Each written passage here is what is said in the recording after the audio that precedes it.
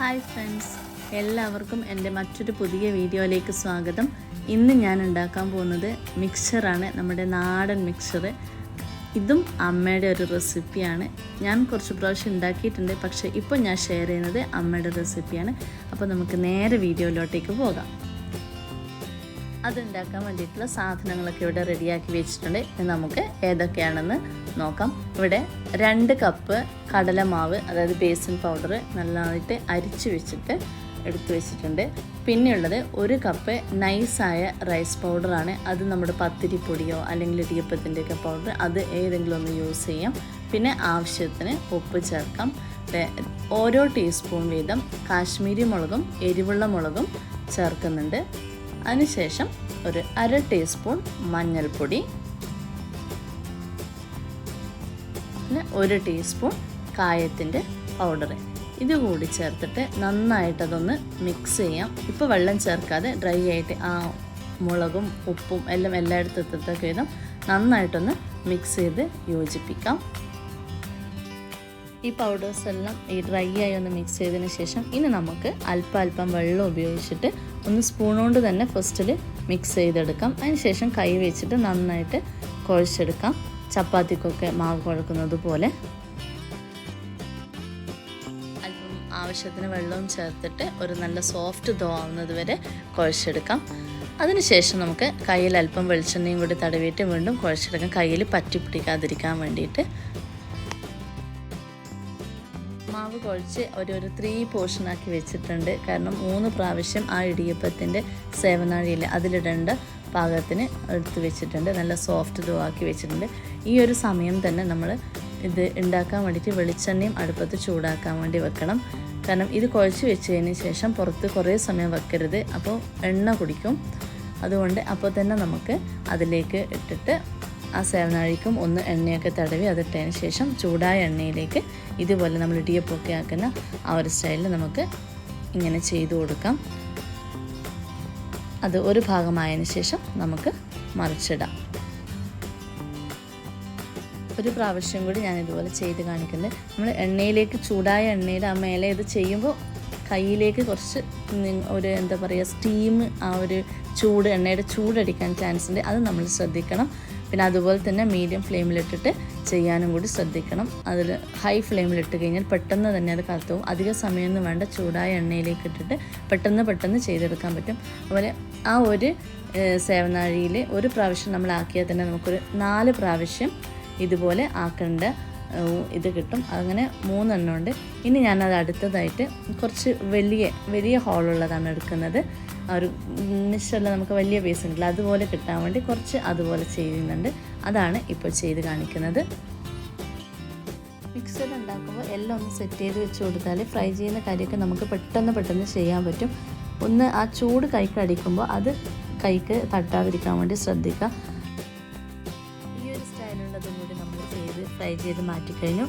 ഇനി ഓൾമോസ്റ്റ് അത് കഴിഞ്ഞു. ഇനി അടുത്ത പാർട്ട് നമുക്ക് ഈ ഒരു മാവിൽ നിന്ന് തന്നെ കുറച്ച് അവിടെ മാറ്റി വെച്ചിട്ടുണ്ട്. ബൂന്തി ഉണ്ടാക്കാൻ വേണ്ടി നമ്മൾ മിക്സറിൽ കുഞ്ഞു ബോൾസ് ആയിട്ട് കാണുന്നില്ല, അപ്പോൾ അതിൽ കുറച്ചുകൂടി വെള്ളം ചേർത്തിട്ട് ഇങ്ങനെയൊരു കുറച്ച് ലൂസായ എന്നാൽ തിക്കായ ഒരു ബാറ്ററാക്കി മാറ്റണം.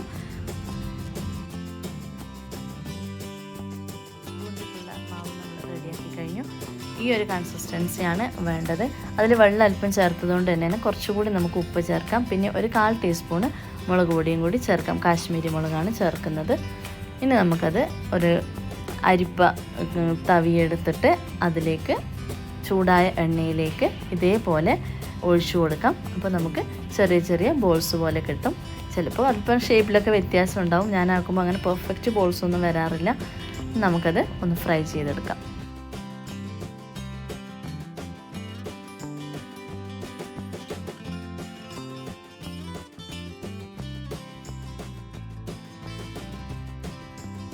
അതും നമ്മൾ റെഡിയാക്കി കഴിഞ്ഞു. ഇനി നമ്മൾ നെക്സ്റ്റ് പാർട്ട് ഇവിടെ കുറച്ച് സാധനങ്ങൾ എടുത്ത് വെച്ചിട്ടുണ്ട്. നമ്മൾ മിക്സറിൽ കടലയും കറിവേപ്പില ഇങ്ങനെയൊക്കെയുള്ള ഐറ്റംസ് നമ്മൾ ഫ്രൈ ചെയ്ത് ചേർക്കില്ല, അതാണ്. ഒരു 1/2 കപ്പ് പീനട്ട്സ് എടുത്തിട്ടുണ്ട്. പിന്നെ പൊട്ട് കടലയുണ്ട്, അതൊരു 1/4 കപ്പ് എടുത്തിട്ടുണ്ട്. അതുപോലെ തന്നെ നമ്മുടെ മണിക്കടല പറയും, അതും റോസ്റ്റ് ചെയ്തതാണ്, അതും ഒരു 1/2 കപ്പ് എടുത്തിട്ടുണ്ട്. പിന്നെ കുറച്ചധികം കറിവേപ്പില, ഒരു 2-3 വറ്റൽമുളക് പീസാക്കിയത്, ഒരു 10-12 വെളുത്തുള്ളി, ഒന്ന് തൊലിയോട് കൂടിയുള്ളത്, ഒന്ന് ജസ്റ്റ് ഒന്ന് ചതച്ചിട്ടത്.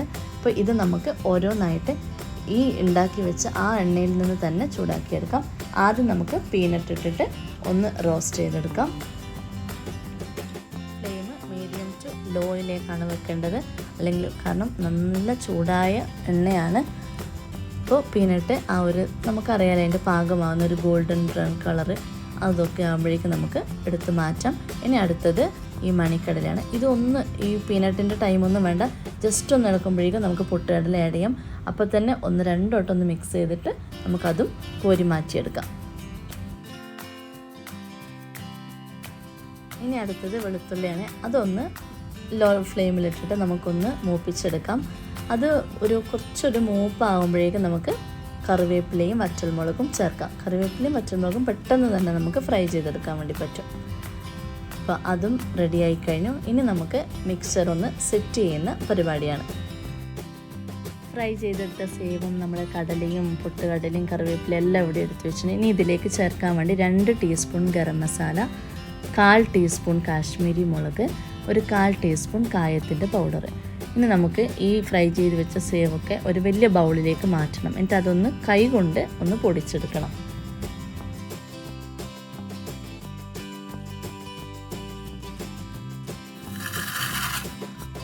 പൊടിച്ചെടുക്കാൻ നല്ല രസമാണ് കേട്ടോ. അത് ഭയങ്കര ഇങ്ങനെ ക്രിസ്പിയായി നിൽക്കുന്നതല്ല, നമ്മൾ കൈ കൊണ്ട് ജസ്റ്റ് ഒന്ന് പ്രസ് ചെയ്യുമ്പോൾ അത് ഇങ്ങനെ ക്രഷ്ഡായിട്ട് വരും.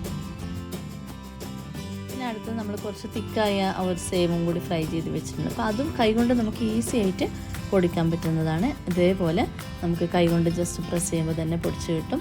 അതും കഴിഞ്ഞ് പിന്നെ അടുത്തായിട്ട് നമ്മൾ ബൂന്തി ഉണ്ടാക്കിയ ബൂന്തി അതും കൂടി ചേർക്കാം. പിന്നെ ഫ്രൈ ചെയ്ത് വെച്ച നട്ട്സും കറിവേപ്പില, ഗാർലിക്ക്, വറ്റൽമുളക് അതൊക്കെ. അതിന് ശേഷം ഈ എടുത്ത് വെച്ചിരിക്കുന്ന ഗരം മസാല, പിന്നെ കാശ്മീരി മുളക്, കായം, പിന്നെ അല്പം ഉപ്പും കൂടി ചേർത്തിട്ട് നമുക്ക് നന്നായിട്ട് കൈകൊണ്ട് തന്നെ ഒന്ന് മിക്സ് ചെയ്ത് കൊടുക്കാം. ഞാൻ ഈ ചേർത്ത സ്പൈസസ് ഒരു മീഡിയം സ്പൈസാണ് മിക്സറിന് കൊടുക്കുന്നത്. ഞാനൊരു പാത്രത്തിലേക്ക് മാറ്റുന്നുണ്ട്. ഇനി കുറച്ചൊന്ന് ചൂടാറിയതിന് ശേഷം നമുക്ക് എയർ ടൈറ്റായ പാത്രത്തിൽ അടച്ചു വെച്ച് ഉപയോഗിക്കാം. കുട്ടികൾക്കൊക്കെ വൈകുന്നേരത്തിലൊക്കെ നമുക്ക് സ്നാക്കായിട്ടൊക്കെ കൊടുക്കാൻ, ചായക്കൊക്കെ കൊടുക്കാൻ വേണ്ടിയിട്ട് നമ്മുടെ വീട്ടിൽ തന്നെ ഉണ്ടാക്കിയ ഒരു മായവും ഇല്ലാത്ത നല്ലൊരു സ്നാക്കാണ്. എല്ലാവരും ട്രൈ ചെയ്യണം. ഇത് ഇഷ്ടപ്പെട്ടിട്ടുണ്ടെങ്കിൽ ഇത് ലൈക്ക് ചെയ്യാനും ഷെയർ ചെയ്യാനും കമൻറ്റ് ചെയ്യാനും എൻ്റെ ചാനൽ സബ്സ്ക്രൈബ് ചെയ്ത് സപ്പോർട്ട് ചെയ്യാനും മറക്കരുത്. Thank you.